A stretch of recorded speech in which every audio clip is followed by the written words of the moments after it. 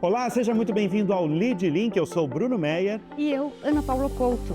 Neste episódio, vamos conhecer as diferentes estratégias usadas pelas empresas para expandir os negócios.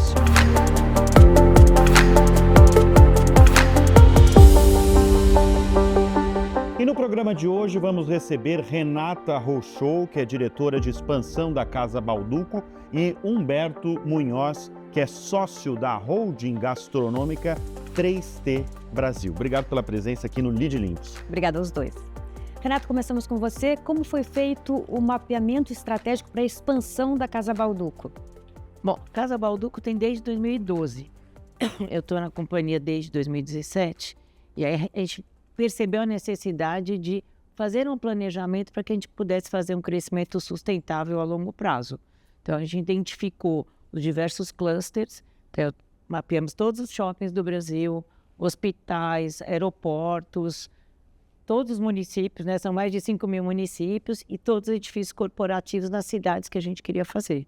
E aí nós identificamos, dentro de cada cluster, todos os locais que a gente tem como objetivo entrar.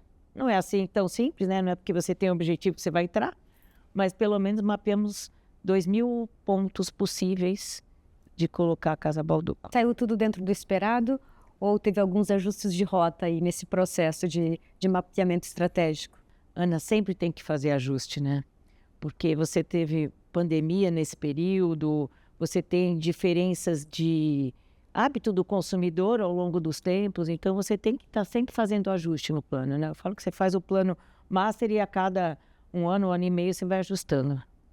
Bom, deixa eu chamar o Humberto para a roda, porque a gente vai justamente falar de ajustes, né, de dificuldades ao longo do caminho. E você estava nos contando aqui, que o seu segmento tem uma dificuldade, que é a dificuldade de replicar um bar de rua. Essa é a maior dificuldade de vocês? Eu acho que empreender no Brasil, ainda mais a gente tem um porte médio, é difícil, né? Você tem uma série de dificuldades. Quando a gente fala do bar de rua especificamente, você tem uma série de restrições, né? Tem que ser um espaço amplo, tem que ser uma esquina, tem que ser um bairro que traga um fluxo orgânico de pessoas que gostam da atividade do bar, mas também não pode incomodar os vizinhos, então você tem que ter o vizinho perto o suficiente para ir a pé e longe o suficiente para o seu barulho não incomodá-lo, né? E além de que o bar, né, de rua, acho que o bar ele traz uma questão que ela é muito maior do que a gastronomia ou do que a coquetelaria, né? Ainda mais depois da pandemia, as pessoas aprenderam dentro de casa a fazer a sua comida, a fazer o seu drink, ou até os aplicativos de delivery, eles hoje entregam perfeitamente qualquer tipo de comida e bebida. Então o bar hoje, ele é um entretenimento, ele é literalmente um entretenimento. Esse entretenimento não tem uma fórmula mágica, uma receitinha de bolo para você fazer. Então replicar essa alma do bar, que a gente fala entre aspas, é o grande desafio de você conseguir expandir e ter uma rede de bares. Então, por exemplo, eu vou dar um exemplo só para o nosso espectador. Você tem o Pasquim. Perfeito. Né? Você tem o Pasquim que tem na Vila Madalena, tem na Moca, eu só estou falando bairros de São Paulo, né? Você tem em outros lugares? A gente tem na Brasleme, na Zona Norte, Tá. E a gente tem no Mercado Municipal, no centro de São Paulo. Cada um é diferente, mas tem... Como é que mantém a mesma alma do bar da Vila Madalena, que todo mundo, eu acho que aqui na roda já foi, com o da Brasleme e o da Moca? É muito difícil, né? Por mais que a arquitetura seja a mesma, a comida mesma, até porque a gente tem uma cozinha central que faz exatamente a mesma comida para todas as unidades, a mixologia seja a mesma, até a curadoria musical, que é um grande pilar nosso, é o mesmo. Cada lugar é um lugar. Então a Vila Madalena e o Mercado Municipal são extremamente turísticos. Aquele público que vem do Brasil inteiro, do mundo inteiro e passa por lá. Moca é um bairro. Então quem vai no Pasquim da Moca é a pessoa do bairro. Que você deu uma definição excelente da Moca, né? Tem uma Moca, né? O moquense, que eu inclusive adoro a Moca, estou adorando. Estou há um ano já na Moca. A Moca é como se fosse o Vaticano na Itália, né? Tá dentro de São Paulo, mas parece que é algo à parte, que é algo soberano, Sim, né? E realmente o moquense, ele se coloca assim, então é um bar de bairro, né? E a Zona Norte, por estar perto do IMB e do Expo Center Norte, é completamente corporativo, né? Então as pessoas das feiras acabam passando muito pelo bar. Então é a mesma marca, na mesma cidade, com a mesma comida, com a mesma arquitetura, mas com propostas e públicos completamente diferentes. Renata, por que na Casa Balduco vocês escolheram as franquias como modelo de negócio para expansão? Bom, eu acho que primeiro nós queremos fazer 500 lojas. 500 lojas para você replicar a cultura e replicar a experiência de ir numa loja, como o Humberto falou, cada loja tem uma alma, né? Mas você tem que ter, no nosso caso, toda a mensagem de Balduco, né? Toda a história, todo o storytelling que é verdadeiro. E a gente conseguiu operar 500 lojas no Brasil, pela dificuldade geográfica e tudo isso, a franquia era uma excelente solução de crescimento. É a melhor maneira de empreender no Brasil, porque a gente vê uma massa de brasileiros cada vez mais querendo empreender no Brasil. Eu sempre falo nos meus programas que se há 10, 20 anos atrás tinha uma massa de brasileiros querendo passar em concurso público, hoje você tem uma massa de brasileiros querendo empreender. A melhor forma de empreender é na franquia? Bom, eu sou fã de franquia, eu trabalho com isso há mais de 30 anos. Mais de 30 anos. A feira de franquia hoje, que inclusive foi no Center Norte recentemente, é a maior feira de franquias do mundo. E você tem desde micro franquia até franquias de altos valores de investimento. Mas é um modelo muito replicável. E a ABF em si, a Associação Brasileira de Franchising, ela compartilha muito conhecimento, até mesmo entre os concorrentes. Então, eu acho que o modelo de franquia ele está super estabelecido no Brasil, ele tem oportunidade para todo mundo. Aproveitar aqui o gancho para fazer uma parte da sua trajetória, que você é a senhora da cafeína, é assim que chamam você, Renata, que é muita experiência, né, em cafeteria. Conta um pouco da trajetória para gente. Toda a minha trajetória foi em expansão de alimentação. Então, eu comecei lá atrás numa sorveteria, era uma master franquia americana, depois eu fui muitos anos de Casa do Pão de Queijo, depois Grupo Trigo, que era, na época tinha Domino's, Spoleto e Cone, depois Starbucks, Havana e agora Balduco. Tá bom, né? Tá ótimo. Tá bom assim. Não, mas olha só, Casa Balduco, hoje tem quantas unidades no Brasil? Hoje tem quase 170. Recentemente a gente inaugurou Então duas. tá pertinho de bater a meta aí de vocês. Não, pertinho não. Para 500 ainda faltam, né? Tem um chão ainda. São 400 e... Nós temos, 170. Ah, 170. Eu tinha entendido 470, tá? Não. 170. 170, até Tá. o final do ano são 190. Tá. E a médio prazo, 500. Quanto é, mais ou menos, para eu ter uma franquia de Casa Balduco? Depende muito do modelo, Bruno. Tem desde o modelo de quiosque até loja de rua, né, que é o desafio que ele falou, de você ter um imóvel maior, né, um imóvel que tem, no nosso caso, muito fluxo de pedestre, enfim. Então, tem desde modelo de 450 até modelo de 800, 850. Eu queria que você explicasse para o nosso ouvinte, espectador, qual que é a relação, nem todo mundo sabe, da Balduco, quando veio Balduco, quando veio a Casa Balduco... A relação, é claro que existe a relação, né? Como é que é? Bom, faz parte do grupo. Do grupo Balduco, né? Balduco tem mais de 70 anos, é uma indústria. Muita gente não sabe, começou como uma confeitaria do Brás, né? Vamos lá na Zona Leste. E desde 2012 a gente criou Casa Balduco e tem uma estrutura interna nossa que chama Direct to Consumer, que é exatamente para ser o braço de varejo do grupo. Então, ele tem dentro desse grupo, dessa área, o e-commerce, a Casa Balduco e as Balduco Lojas. Basicamente, ficam nas estradas e nas indústrias nossas, né? Então, a Casa Balduco, ela é uma proposta de cafeteria com empório e produtos sazonais de Páscoa e de Natal. Então, é a experiência com a marca no local. É consumo basicamente no local. Qual que é a diferença? A Balduco é uma indústria que vende para supermercados. O principal canal dela é o supermercado. A gente é um canal de direct to consumer, para poder qualificar a marca e ter experiência com os novos produtos, enfim. Mas vocês estão passando agora por um rebranding, passaram recentemente. Passando. Por quê? Porque ela já tinha mais de 10 anos, toda a empresa entrou numa linha de contemporaneização da marca. A própria Balduco mudou logomarca, embalagens. Na sequência, como a gente faz parte do ecossistema, a gente também mudou a nossa logo e mudou o projeto. Então, agora, a primeira loja foi a do Eldorado, que é nossa, né, que é sempre o laboratório de teste. Agora já tem 4 lojas inauguradas com esse formato. As 2 que a gente inaugurou recentemente no Insper e na Link School. e uma de shopping no Golden e no e-business, que é um edifício corporativo. E agora a ideia é fazer o rebranding de todas. Então, das 170 que estão inauguradas, a gente tem o objetivo de reformar pelo menos 50 por ano.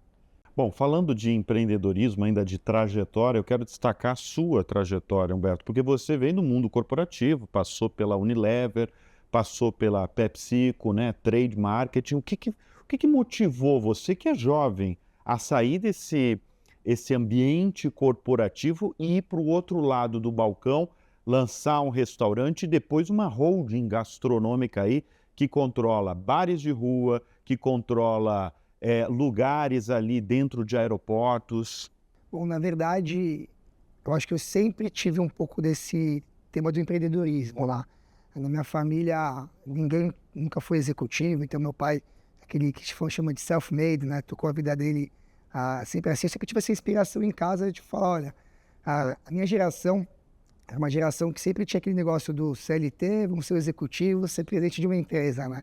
Só que em casa eu vi uma outra realidade, eu vi que tinha um caminho sem ser esse caminho corporativo. Fiz faculdade, entrei como estagiário nas empresas, fui crescendo, eu era gerente de trade marketing na Unilever, só que eu sempre olhava o mundo fora do CLT, vamos chamar assim. Abri um restaurante saudável, pertinho da Unilever, né? Na época a Unilever ficava aqui perto, na Faria Lima, né? Com a Juscelino. Eu só comia comida saudável na época, não tinha nenhum restaurante saudável para almoçar. Eu falei, putz, tem uma oportunidade aqui. Juntei 2 amigos, a gente abriu o primeiro restaurante saudável do bairro na época, isso em 2008. E aí foi indo, né? Você vai pegando gosto. Em algum momento você não dá para você ficar com as duas atividades. Acabei saindo da Unilever, empreendendo aí no setor do restaurante, que depois fui indo para bar, casa noturna, cafeteria, rua, aeroporto. Passei por shopping já, escritórios, enfim, fomos crescendo. Hoje estamos com 16 operações, a gente deve acabar o ano com 20, todas próprias, né? E cada uma é um desafio, né? Cada uma é uma realidade, cada uma é um desafio. Mas só pegando um pouco do seu gancho, né? Que você estava comentando que hoje o sonho do brasileiro é empreender. Eu, pessoalmente, eu acredito assim, que o que realmente desenvolve um país é o emprego, é o empreendedorismo, né? Então, tudo que eu posso fazer para apoiar o pequenininho que está começando, eu sempre faço, seja conversando, dando uma consultoria grátis, não importa. Tudo que a gente pode fazer para fomentar esse pequeno empresário, né, que talvez vire grande em algum momento e que vai gerar emprego, eu levanto essa bandeira, sou extremamente fã e apoio todo mundo no Brasil que queira empreender. Você falou em desafios, né, Humberto? É justamente isso que eu queria saber de você. Diversificar no seu setor de gastronomia. Quais são os principais desafios que você acha que seria interessante pontuar para quem está pensando seguir por esse caminho? Tudo oscila, né? Então, eu penso, falando do meu exemplo, né? A gente tem lá os bares de rua, tem as operações em escritório e em aeroporto. Não necessariamente os 3 canais estão bem sempre, né? Então, que nem vamos pegar esse ano que a gente está. Esse ano os aeroportos estão indo super bem, né? Escritório super bem. Os bares de rua estão performando muito pior do que qualquer momento dos últimos anos, salvo a pandemia. E tem uma explicação? Então, as pessoas estão indo menos ao bar? Então, quando você vai conversar com os nossos colegas, né? Então, não chamam de concorrentes, nossos colegas, todo mundo pegando mesmas lojas, né? Nos últimos 2 anos, está aí daqueles 5% a 15% abaixo do que os últimos anos, né? A explicação, tem várias pequenas explicações que acabam talvez trazendo, né? A gente tem uma crise, o dinheiro diminui, o delivery aumentando, outras formas de você gerar entretenimento, né? Então, uma série de coisinhas... Talvez segurança, né? No caso do centro da cidade, um pouco né? de insegurança. Então, está todo mundo, assim, entre aspas, reclamando um pouquinho que está entre 5% e 15% abaixo. Agora, esse meio do ano, a gente sentiu que melhorou um pouquinho, estamos recuperando, talvez, aí o centro da meta. Só que o que é importante? Quando você diversifica, né, você continua sempre caminhando, né? Então, se a gente só tivesse os bares de rua, por exemplo, nesse comecinho de ano, talvez não estivesse falando em expansão, estivesse falando só em segurar aqui e manter aberto. Como a gente tem outros, continuo falando em expansão, ou seja, a gente vai abrir mais 4 operações de agosto até dezembro, justamente porque em outros canais a gente vai bem. E aí quando você fala de um canal, como o aeroporto, por exemplo, o que a gente aprendeu? Né? Que o nosso papel dentro de um aeroporto é ser um facilitador para quem opera o aeroporto, né? Então, assim, o cliente final de todo mundo é o passageiro, né? Então, a gente é um facilitador, porque a concessionária do aeroporto entregue para o passageiro a melhor experiência para ter um NPS bacana. Então, quando você está lá com uma operação como a nossa, que é o Saideira, que é um dining 24 horas, o aeroporto vê uma oportunidade para você trazer uma operação saudável, ou uma operação rápida de empanadas, que é o nosso caso, a gente diversifica e vai trazendo essas outras alternativas para abraçar o passageiro em toda a jornada dele, não importa o momento. Concessionária feliz, passageiro feliz, a gente também está feliz. Então, acho que a diversificação, tanto em canais quanto em formatos de trabalho no mesmo canal, acho que é fundamental quando você olha a longo prazo. Você falava, inclusive, do risco do monoproduto, né? Que tem um risco importante aí, né? Porque não tem para onde correr. É aquele produto e se tiver em baixa... O monoproduto tem o risco da moda, né? Ele faz um sucesso, ele explode, ele cresce. As paletas mexicanas, né, que você falou. As famosas paletas. As famosas paletas. Cadê as famosas paletas mexicanas, né? Porque você não pode entregar hoje só produto. Você tem que estar agregado num serviço. Né? Eu acho que o grande diferencial é isso. Está sempre trazendo um serviço novo e alguma coisa que sempre agregue uma experiência, né? Não é só produto. Nosso carro-chefe são as fatias de panetone, mas eu não posso ficar só nelas. Então, a gente está desenvolvendo novos produtos sempre, né? O varejo é dinâmico, você não pode parar. O diferencial de vocês, porque assim, vocês têm café, como outras têm café, vocês têm pão de queijo, né? Como outros têm pão de queijo. O diferencial de vocês hoje é o panetone? A fatia de panetone como produto, sim, mas o diferencial é a própria italianidade da marca, que ela tem todo esse conceito no rebranding. Se você olhar, a gente fez arcos que remetem à arquitetura italiana na nova loja. A nova logomarca, ela também tem um formato de arco, que por acaso é o formato do panetone. Tá? Mas hoje o que a gente quer trazer mais é mais produtos italianos, é mais produtos que a gente chama de proprietários, que vão fazer a pessoa ir na cafeteria da Casa Balduco como destino. Porque o café é diferente do bar, né? O café, ele é aquela coisa do impulso. Passei, tem uma cafeteria aqui e tal, mas por que eu vou escolher Casa Balduco e não vou escolher outra? Tem algum diferencial aqui, além da arquitetura, da marca, algum produto que eu só encontro aqui, que é o que a gente chama de destino e produto proprietário. Vai lá, Ana. Desde o começo eu estou querendo perguntar para a Renata, por que você é um pouco reticente com essa coisa de acelerar a expansão? Tem que ir devagar, com andor, que o santo é de barro. Diferente de muitos do mercado, né? Totalmente. Porque a gente, inclusive aqui no Lead Link, eventualmente a gente recebe, não, acelerar, vamos colocar 1.000 lojas. São nem 500, E já, 1.000 lojas. e já coloca E a já meta. coloca a meta, vai ser em 15. dezembro. Exatamente. Você é um perfil diferente e a empresa também, né, tá com um perfil diferente. Eu acho que nesse momento juntou o perfil da empresa com o meu perfil de profissional em termos de expansão.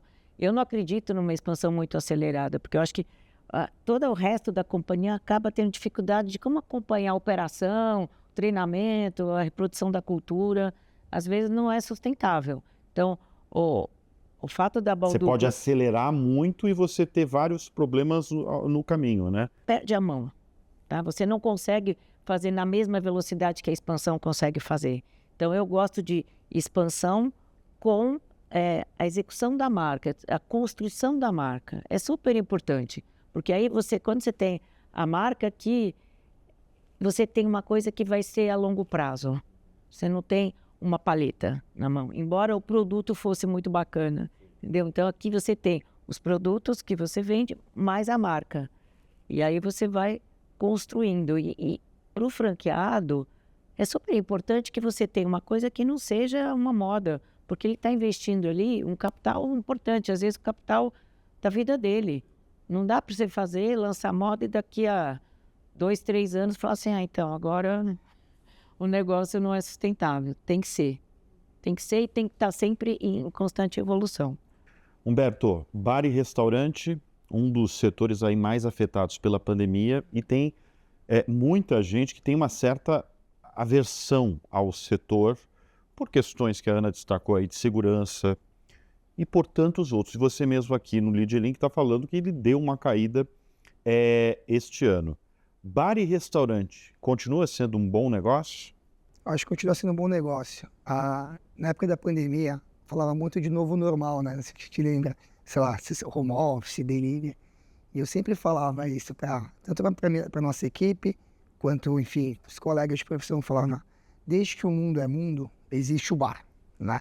E foi se passando milênios aí, séculos, milênios, e o bar continua existindo.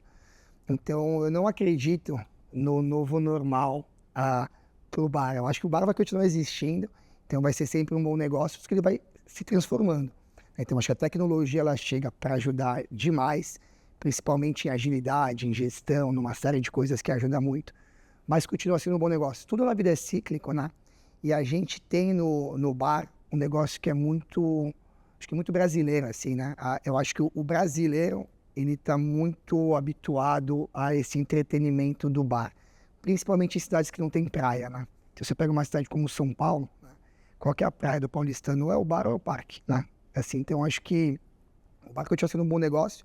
A única diferença é que você tem que se adaptar e você tem que cada vez melhorar a sua gestão, porque as margens vão apertando. Então, se você não tem uma gestão muito pragmática para realmente extrair cada centavo aí da sua receita, você acaba quebrando, né? Então, acho que transformou, mas continua sendo um excelente negócio. Humberto, pela sua experiência, qual o melhor momento para acontecer, para ocorrer a expansão? Quais os sinais o empreendedor deve perceber, tipo, olha, agora chegou o momento de eu mudar e eu tenho que ter coragem para seguir um novo caminho ou implementar novas soluções aqui na minha empresa? A expansão é super difícil, né? Super concordo com ela. Apesar da gente ser muito menorzinho, a gente também expande um passo de cada vez, né? Justamente para, não só pela expansão em si, mas todo o efeito colateral que gera dentro da administração da empresa, né? No financeiro, no RH, em compras, enfim.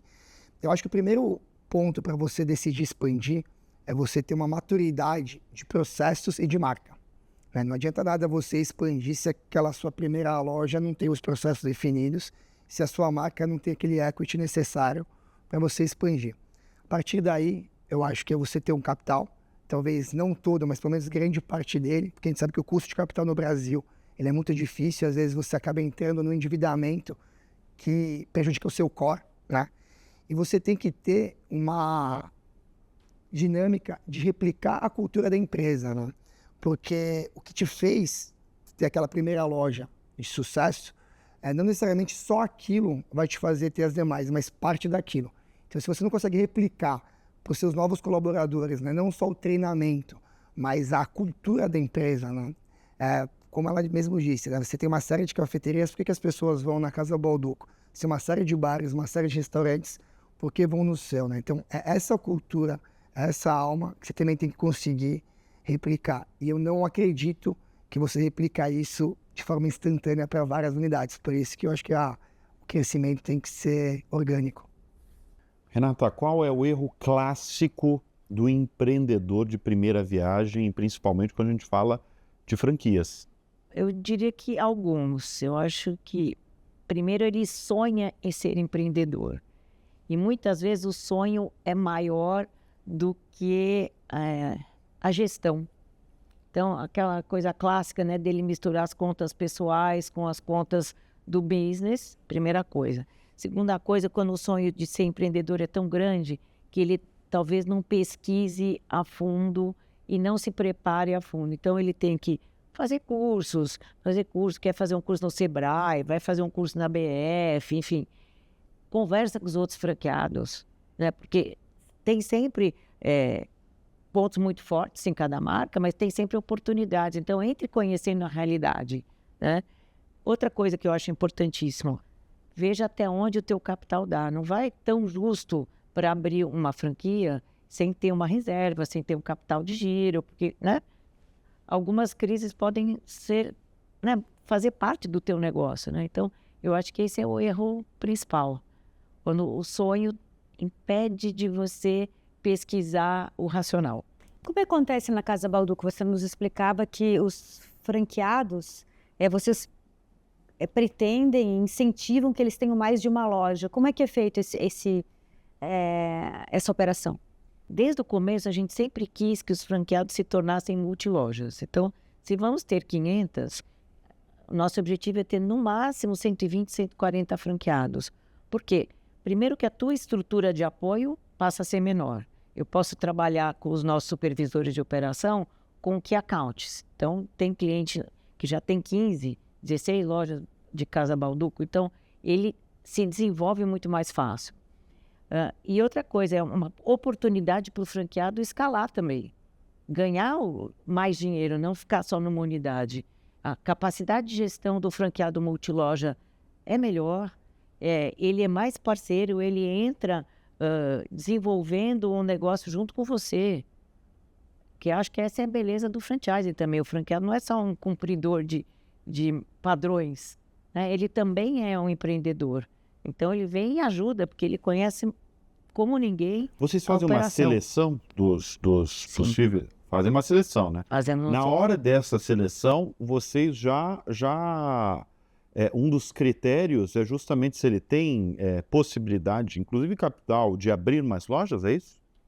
Tem vários itens que a gente observa nessa seleção. Um dos critérios é se ele tem vontade de ser multifranqueado e aonde ele está localizado, né? Se a praça dele tem potencial multilojas ou não. A gente evita exatamente ter muitos franqueados para não ter canibalização entre as lojas, que eu acho que isso é o fundamental. Você dá oportunidade para as pessoas também crescerem.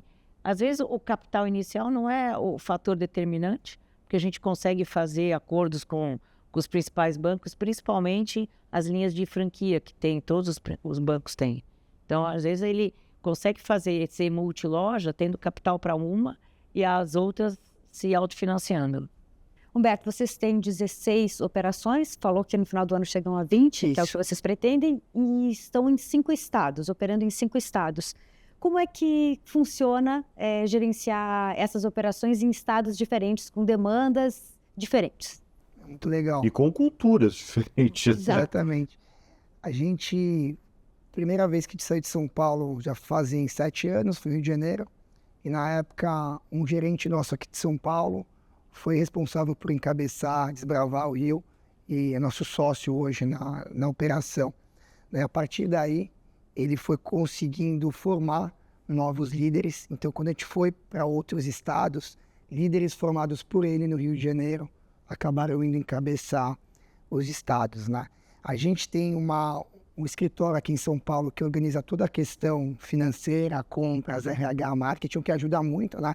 Então, a operação da ponta, ela tem todo um serviço já que ela recebe aqui de São Paulo. E a experiência mais bacana foi agora no final do ano passado, quando a gente foi abrir em Fortaleza, né, que já é mais longe. E aí um ex-colega meu de Unilever, que estava morando em Fortaleza, acabou também quer empreender, acabou se desligando da empresa que ele trabalhava lá, de uma multinacional, para ser nosso sócio operador lá em Fortaleza e iniciar a expansão do Nordeste, que a gente deve ir para mais 2 ou 3 estados do Nordeste agora no médio prazo, né? Isso é muito bacana, porque a gente vê que não tem um formato só, não tem uma receita de bolo padrão.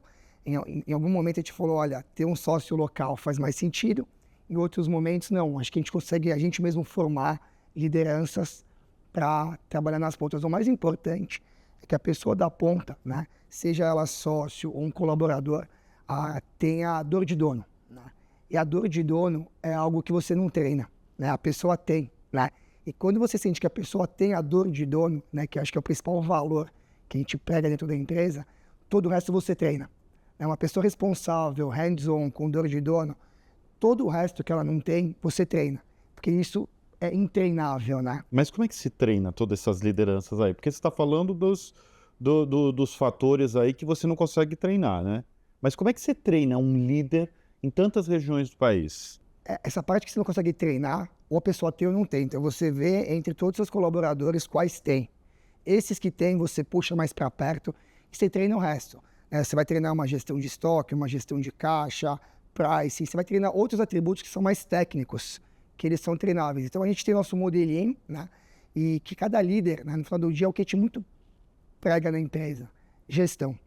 Margem pequena. Ou você tem uma gestão muito certinha, ou não importa quanto você fatura, você quebra, né? Então, até pelo contrário, se não tem gestão, quanto mais você fatura, pior o buraco que gera. Então, a gente treina muito a nossa equipe de linha de frente a temas muito técnicos de gestão para tocar o negócio na ponta. Qual o modelo de negócio de vocês? É loja própria, filial? São todas lojas próprias, né?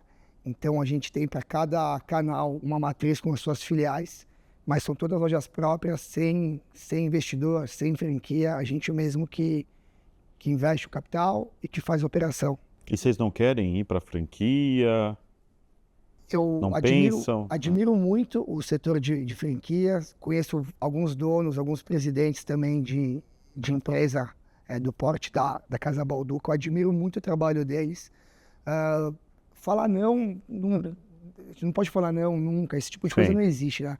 Mas não está nos nossos planos de médio prazo. Tá. Por hora a gente continua com crescimento orgânico, a gente mesmo tocando as lojas. Com caixa da empresa que aí vai caixa da fazendo empresa. a expansão. A gente decidiu desde o início, né? Eu e meu sócio abrir mão da pessoa física em função da jurídica. Uhum. Então hoje todo o lucro da empresa fica na empresa. Fica na empresa Para dele. investir, a gente tem uma retirada mensal quase que irrisória para sustentar, obviamente, a pessoa física, mas nosso foco está sempre na. Mas vocês têm um salário expansão. ou vocês vão tirando... A gente tem um prolabore simbólico, Tá. a gente tem um dividendo trimestral também pequeno, mas Tá. para fechar a conta da pessoa física, Tá. né? Porque todo o dinheiro fica na jurídica para reinvestir. Tá. Mas o que levou vocês a escolher esse tipo de modelo de negócio? De loja própria e filiais? Eu acho que assim, não existe o certo e errado, né? No nosso caso, a gente sabe também, e eu acho que ela pode até falar se eu estou certo ou errado, né? Que quando você começa um modelo de franquia, muito antes de ter esse tamanho deles, né? Que são extremamente estruturados, você acaba também virando psicólogo do franqueado, né? Então, aquele cara que pegou talvez toda a economia dele, de uma rescisão, toda a economia de uma vida, para colocar naquele sonho, né? E você vira parte daquele sonho com ele, você fica corresponsável por isso, que eu acho incrível, eu acho genuíno, e eu admiro muito, né? No nosso caso, a gente falou, putz, vamos estruturar o nosso negócio, vamos crescer o nosso, sem depender de outras pessoas, talvez para, nesse momento, dissipar energia. Foi muito mais nesse sentido, né? Mas reitero que, assim, dentro da nossa filosofia de apoiar o empreendedorismo, a franquia, eu acho que é o principal caminho, a principal porta de entrada para o pequeno empresário começar. Então, eu sou muito fã de quem consegue estruturar modelo de franquia e ter sucesso como a Casa Balduco. Tiro o chapéu para eles. Renata, quando a Casa Balduco atingir a meta das 500 lojas, independentemente da data que isso vai acontecer, o que virá depois? Isso já estava... Você vai dobrar a meta? Isso já estava dentro do teu mapeamento estratégico? O que vem depois das 500 lojas? Nós temos dentro do Direct to Consumer as lojas de Casa Balduco e as Balduco Lojas. A gente também vai fazer o crescimento delas, né? Então, é um modelo de negócio de operação própria e é em outro canal, diferente do que fazemos Casa Balduco. É só loja própria, então tem bastante para crescer nesse outro segmento, inclusive. Humberto, a gente falou muito ao longo desse Lead Link sobre bar, né? Os desafios do bar, né? Como replicar a cultura de um bar em outras regiões, né? Mas e aeroporto? E o outro modelo de negócio seu é escritório também. É mais fácil, porque a gente está destacando o bar, mas, por exemplo, aeroportos, vocês estão em alguns lugares aqui do Brasil, e escritório, é mais fácil você replicar a cultura desses lugares? Eu vou falar que é menos difícil, né? Mais fácil. Aeroporto você está onde? Você está em Guarulhos? A gente está em Guarulhos, Galeão, Florianópolis, Vitória e Fortaleza, né? O grande ponto é assim, a gente divide o nosso negócio em 2 macro blocos, né? Destino e conversão. Então, destino é você pegar o seu carro ou o aplicativo e ir até o Pasquim da rua. Então, você escolheu estar indo ao Pasquim. Conversão, você está indo viajar, você está no aeroporto, você tem lá o saideira e você entra. Então, qual que é o grande ponto? Hoje, em termos de gestão, de operação, ambos são difíceis. Você tem uma série de variáveis. Mas, se não ter a variável de geração de demanda, já fica mais fácil. Então, o bar da rua, você ainda tem que contar com a variável da geração de demanda. É difícil pra caramba. Quando você está dentro de um ambiente confinado, que a gente chama, que seja em um aeroporto, um shopping, um escritório, um hospital, você já tem essa demanda mais fácil, né? Então, você se preocupa muito mais com a gestão, com a operação, do que com a geração de demanda. Na rua, você tem que jogar a sua energia também na geração de demanda. E aí, aqui acontece aquela história. Choveu. Fica mais vazio. Inverno, pior, né? Quando você está num ambiente confinado, bem ou mal, você tem uma linearidade muito mais fácil, né? Em caso de segurança, eu gostei porque a Ana destacou isso e eu não tinha pensado mesmo. Por exemplo, em uma região, vou pegar um caso seu, Brasleme. Se tiver um caso no mês que chocou a região, um caso de assalto, mexe com o teu negócio? Assim, diretamente não, mas eu concordo muito que, assim, a série de eventos que estão ficando cada vez mais rotineiros, né, de violência em São Paulo, com certeza atrapalha o comércio como um todo. Não consigo te quantificar, nem falar um caso específico que tenha atrapalhado, mas acho que estruturalmente todo o tema de violência em São Paulo faz inconscientemente ou até conscientemente o consumidor migrar para centros mais seguros, né? Talvez shopping, enfim, esse tipo de lugar, né? Eu acho que a rua vai ficando um pouquinho menos segura. Não acho que é isso que atrapalhou um pouco o primeiro semestre, mas se isso não melhorar, talvez no médio ou longo prazo, isso pode atrapalhar bastante o comércio de rua. Mas eu posso só complementar? Claro. Porque eu acho que também é o seguinte, após a pandemia, como mudou um pouco o hábito das pessoas e junta com a questão de segurança, outros locais desenvolveram muito fortemente a parte de alimentação. A gente trabalhava em shopping center que 5% da área bruta locável era de alimentação. Basicamente, era praça de alimentação e uma outra operação de café nos andares espalhados. Hoje você tem, em alguns shoppings, de 15% a 20% da operação só alimentação. Os bares foram para dentro, os restaurantes foram para dentro. É verdade. É. Então, também acontece que a pessoa tem outras oportunidades além da rua. É desafiador. A rua já é desafiador para você poder gerar um fluxo, né? Não, e você pode falar também porque você tem muita loja na rua, né? Mas eu tenho mais nos outros segmentos. Ah, você tem mais dos outros. Por Tá. quê? Porque a cafeteria é diferente do bar. O bar é um destino. Eu agora, onde eu vou hoje à noite, eu vou me programar para. O café não, ele é um impulso.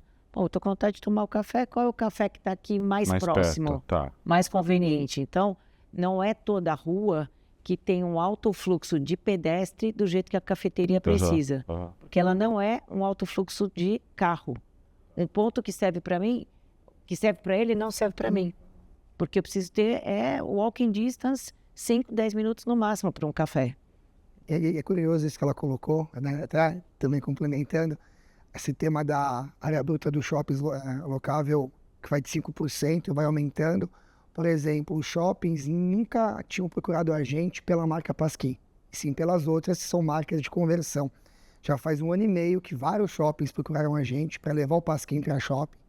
A gente vai levar, só que primeiro a gente foi para o mercado municipal, que daí já é um meio do caminho. A gente está testando o modelo no mercado. A gente abre agora em dezembro um Pasquim no Galeão, no aeroporto, que vai ser um outro teste. Então a gente testou no mercado municipal, a gente vai testar no aeroporto, para no ano que vem levar o Pasquim para shoppings, que daí sim, eu acredito que funcionando, né? Existe uma grande interrogação ainda de como funcionar, mas funcionando a expansão da marca fica mais fácil, até para ir para outros estados, para outras praças.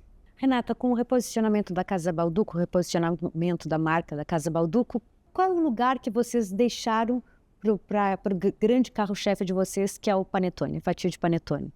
Na verdade, quando a gente fez o novo projeto arquitetônico, a gente criou um espaço específico para fatia. Então, tem uma vitrine maior e ela tem todas as formas, porque a gente tem fatia de panetone, de chocotone, fatia salgada, que, aliás, eu acho que é um dos nossos melhores produtos, uma fatia de 3 queijos. Então, a gente deu uma amplitude maior à exposição das fatias. E durante o ano todo? Durante o ano todo, porque quando a gente criou a Casa Balduco, era o único lugar que se encontraria panetone o ano todo. E era uma forma, quebrando um paradigma de ser só no Natal e só o produto inteiro.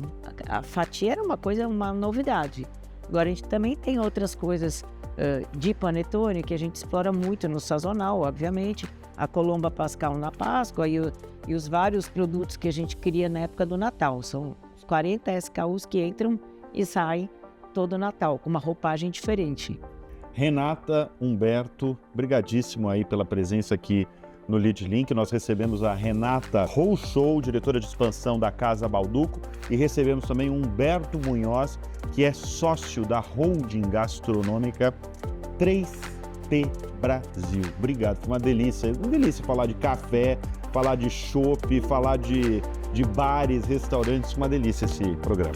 Gente, muito obrigada. Eu adorei esse bate-papo. Muito obrigado. Obrigada aos dois.